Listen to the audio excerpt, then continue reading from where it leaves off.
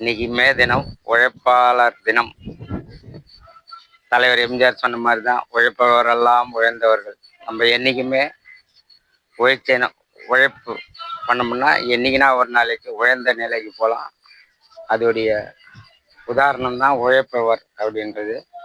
நம்ம இஷ்டப்பட்டு உழைக்கிறதுக்கும் இஷ்டத்தையே கஷ்டப்பட்டு உழைக்கிறதுக்கும் வித்தியாசம் நிறைய இருக்குது. இஷ்டப்பட்டு கஷ்டப்பட்டீங்கன்னா நிச்சயமாக ஒரு நாள் நம்ம எதை நினச்சி போராடுறோமோ அதன் வெற்றிக்கு போகலாம்.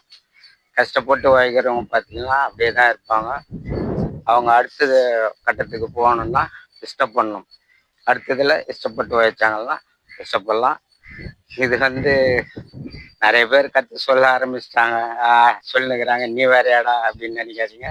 என் மனசில் என்ன நினச்சதை அதை சொல்கிறேன். நம்ம பயிற்சிக்குள்ளே போகலாம்.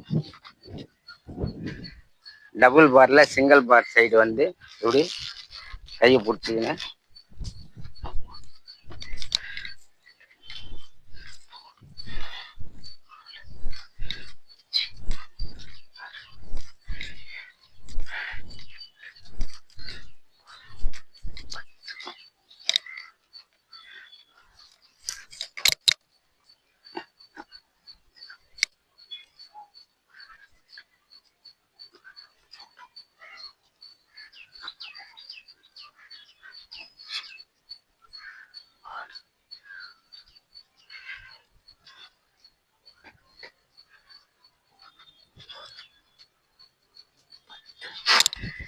இந்த பயிற்சி முதல் முறையாக நான் டபுள் பாரில் பண்ணியிருக்கேன்.